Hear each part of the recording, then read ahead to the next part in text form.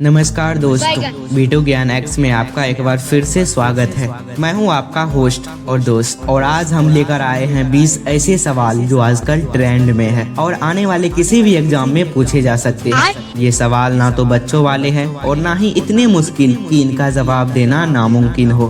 तो चलिए अपनी जनरल नॉलेज को टेस्ट करते हैं और देखते हैं कि आप कितनों के सही जवाब दे पाते हैं। शुरू करें। पहला सवाल, हाल ही में भारत ने किस देश के साथ एक ऐतिहासिक मुक्त व्यापार समझौते फ्री ट्रेड एग्रीमेंट पर हस्ताक्षर किए हैं? ए. संयुक्त राज्य America, B. United Kingdom, C. Australia, D. Japan.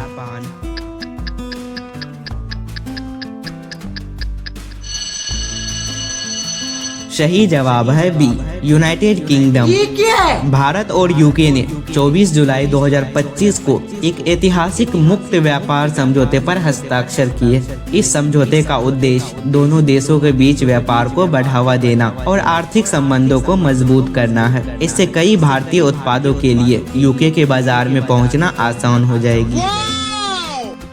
अगला सवाल, मरुस्थलीय रोकथाम दिवस world day to combat desertification and drought 2025 का नारा क्या था? ए. भूमि का संरक्षण हमारा भविष्य, बी. भूमि के लिए एकजुट, सी. हमारी भूमि हमारा भविष्य, डी. मरुस्थलीकरण को रोके।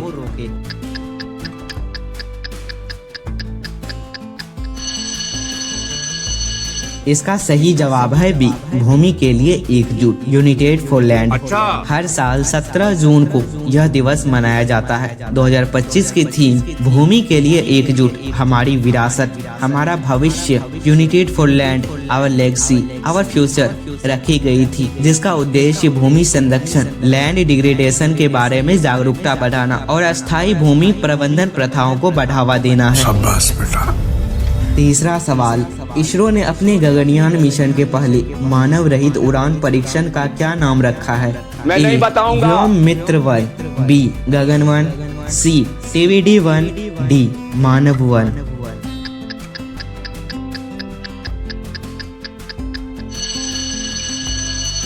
सही जवाब है सी. TVD 1। TVD 1 का मतलब टेस्ट व्हीकल एवर्ट मिशन 1।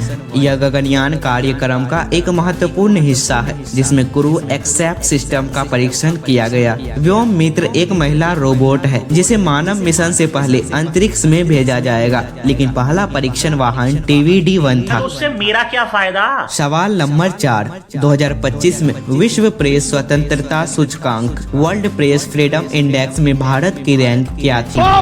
ए. 150, बी. 159, सी. 161, डी. 145।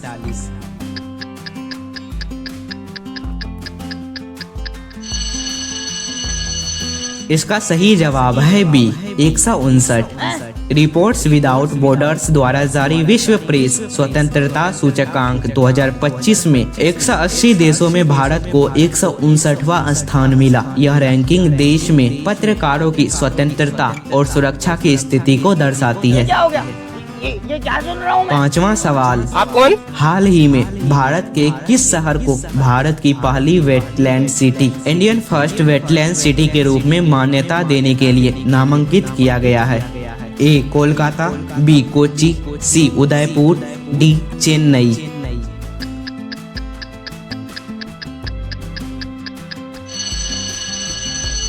सही जवाब है सी. उदयपुर। अरे कहना क्या चाहते हो? राजस्थान के उदयपुर शहर को, जिसे झीलों का शहर भी कहा जाता है, रामसर क्वेश्चन के तहत भारत की पहली वेटलैंड सिटी के रूप में मान्यता के लिए नामांकित किया गया है। यह शहर के चारों ओर की झीलों के संरक्षण और प्रबंधन के वैश्विक प्रयासों का हिस्सा है। ये क्या है?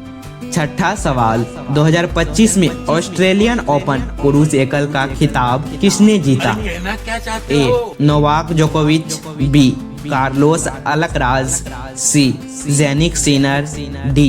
Daniil Medvedev.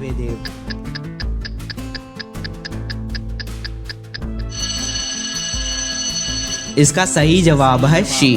Jannik Sinner. Italy के युवा टेनिस खिलाड़ी जेनिक सिनर ने 2025 का ऑस्ट्रेलियन ओपन जीतकर अपना पहला ग्रैंड स्लैम खिताब हासिल किया। उन्होंने फाइनल में शानदार प्रदर्शन करते हुए जीत दर्ज की। सवाल नंबर 7, भारत सरकार द्वारा शुरू किया गया ऑपरेशन अमृत किस चीज से संबंधित है? मैं नहीं बताऊंगा। ए, जल संरक्षण, बी, एंटीबायोटिक दवाओं का अत्यधिक उपयोग, सी, टीकाकरण अभियान, डी, महिला सुरक्षा।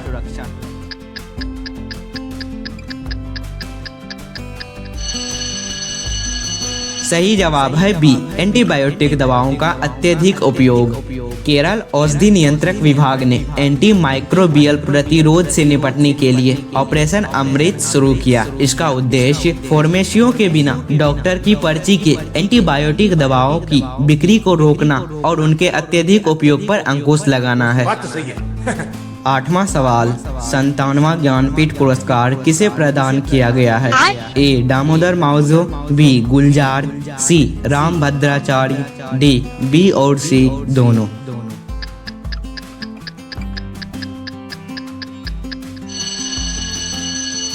सही उत्तर है डी, बी और सी दोनों। 2023 के लिए 57वां ज्ञानपीठ पुरस्कार संयुक्त रूप से प्रसिद्ध उर्दू कवि गुलजार और संस्कृत विद्वान सदगुरु रामभद्राचार्य को देने की घोषणा की गई। यह भारत का सर्वोच्च साहित्य सम्मान है। अगला सवाल, भारत का सबसे लंबा समुद्री पुल कौन सा है जिसका हाल ही में उद्घाटन किया गया? A, Bandra Worli sea link, B, Mahatma Gandhi Setu, C, Mumbai trans harbour link, D, Pamban bridge.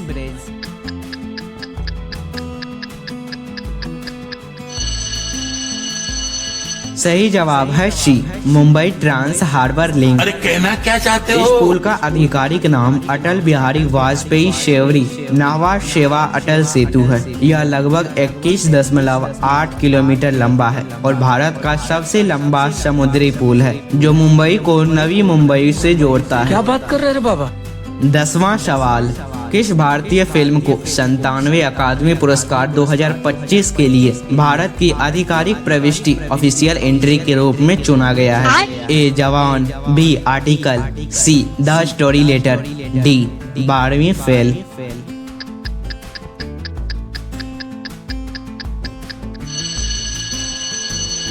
इसका सही जवाब है सी, द स्टोरी लेटर।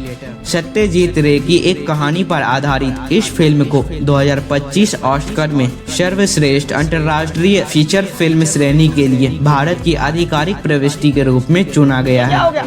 ये क्या सुन रहा हूँ मैं? सवाल नंबर 11, सूर्य ग्रह मुफ्त बिजली योजना के तहत सरकार कितने करोड़ रुपए का निवेश कर रही है? ए, 50,000 करोड़, बी, 60,000 करोड़, सी, 75,000 करोड़, डी, 1 लाख करोड़।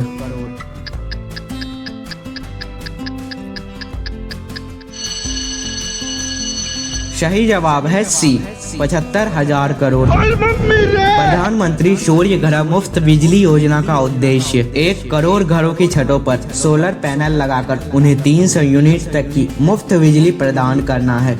इस महत्वाकांक्षी परियोजना के लिए सरकार ने 75,000 करोड़ रुपए से अधिक का बजट रखा है।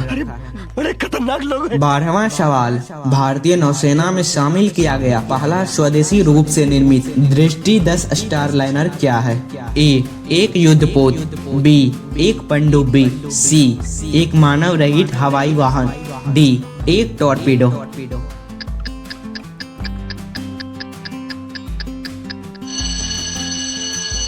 सही जवाब है सी, एक मानव रहित हवाई वाहन, an unmanned aerial vehicle, UAV। अरे कहना क्या चाहते हो? दृष्टि 10 स्टार लाइनर एक स्वदेशी रूप से निर्मित UAV है जिसे अडानी डिफेंस एंड एरोस्पेस द्वारा बनाया गया है। इसे भारतीय नौसेना में खुफिया जानकारी जुटाने, निगरानी और टोही अभियानों के लिए शामिल किया गया है। 13वां सवाल, किस राज्य ने वन मित्र योजना शुरू की? मैं नहीं बताऊंगा। ए, मध्य प्रदेश, बी, हरियाणा, सी, उत्तराखंड, डी, छत्तीसगढ़।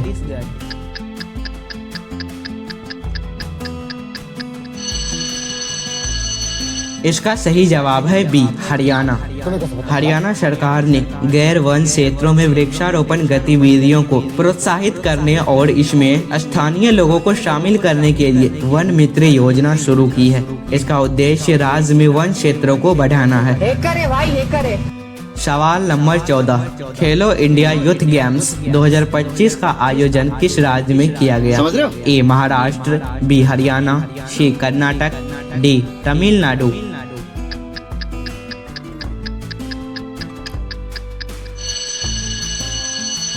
सही जवाब है डी तमिलनाडु। खेलो इंडिया यूथ गेम्स का छठा संस्करण तमिलनाडु के 4 शहरों चेन्नई, मदुरै, त्रिची और कोयम्बटूर में आयोजित किया गया। इसमें महाराष्ट्र ने पदक तालिका में शीर्ष स्थान हासिल किया। ये क्या हो गया? 15वां सवाल, हाल ही में भारत का पहला गति शक्ति अनुसंधान चेयर कहाँ स्थापित किया गया है? A IIT Delhi, B IIM Ahmedabad, C IIM Shillong, D IISc Bengaluru.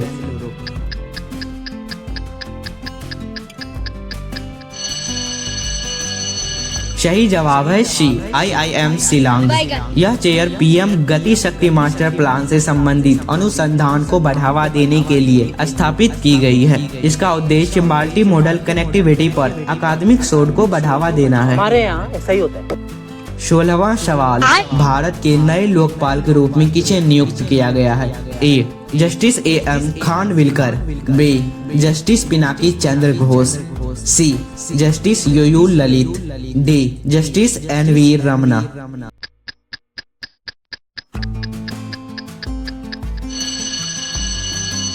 सही जवाब है ए जस्टिस AM खानविलकर। राष्ट्रपति द्रौपदी मुर्मू ने सुप्रीम कोर्ट के पूर्व न्यायाधीश जस्टिस अजय मानविक राव खानविलकर को देश का नया लोकपाल नियुक्त किया है। लोकपाल एक भ्रष्टाचार विरोधी प्राधिकरण है। मेरा मुंह तो निकल गई, क्या बताऊं? 17वां सवाल, अंतर्राष्ट्रीय सौर गठबंधन में शामिल होने वाला 119वां देश कौन सा है? A Spain, B Chile, C Malta, D Greece.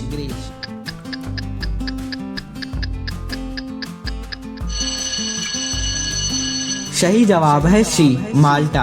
माल्टा अंतर्राष्ट्रीय सौर गठबंधन में शामिल होने वाला 119वां देश बन गया है। ISA भारत और फ्रांस द्वारा शुरू की गई एक पहल है जिसका उद्देश्य सौर ऊर्जा के उपयोग को बढ़ावा देना है।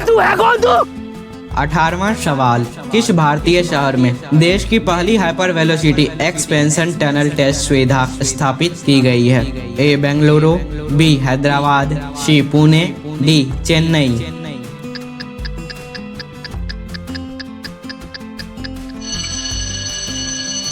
सही जवाब है बी हैदराबाद। यह अत्याधुनिक परीक्षण सुविधा IIT हैदराबाद में स्थापित की गई है। यह भारत को उन चुनिंदा देशों के समूह में शामिल कराती है जिनके पास भविष्य के हाइपरसोनिक वाहनों और मिसाइलों के परीक्षण की ऐसी क्षमता है। क्या बात कर रहे हैं बाबा? और 19वां सवाल, मैं नहीं बताऊंगा। 2025 में किस दिग्गज भारतीय क्रिकेटर को BCCL द्वारा हॉल ऑफ फेम में शामिल किया गया? ए युवराज सिंह, बी रवि शास्त्री, सी महेंद्र सिंह धोनी, डी वीरेंद्र सहवाग।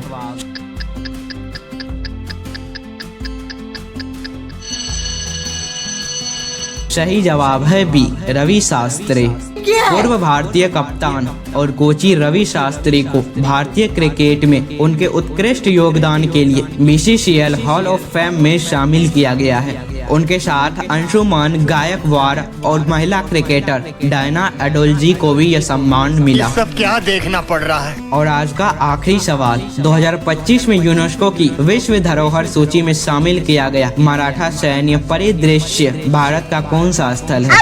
ए 42वां, बी 43वां, सी 44वां, डी 45वां।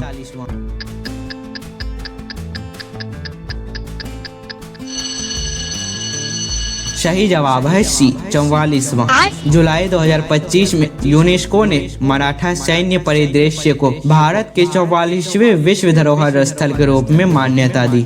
इसमें महाराष्ट्र के 12 किले शामिल हैं, जो मराठा साम्राज्य की सैन्य वास्तुकला और रणनीति को दर्शाते हैं। यह भारत के लिए एक बड़ी सांस्कृतिक उपलब्धि है। तो दोस्तों ये थे आज के 20 ट्रेंडिंग सवाल। आपका स्कोर क्या है हमें कमेंट्स में जरूर बताएं। अगर आपको यह वीडियो पसंद आया तो इसे लाइक करें, अपने दोस्तों के साथ शेयर करें और हाँ, वीडियो ज्ञान एक्स को सब्सक्राइब करना ना भूलें ताकि आप कोई भी अपडेट मिस न करें। हम मिलेंगे अगले वीडियो में कुछ और दिलचस्प सवालों के साथ। तब तक के लिए सीखते रहिए, बढ़ते रहिए। जय हिंद।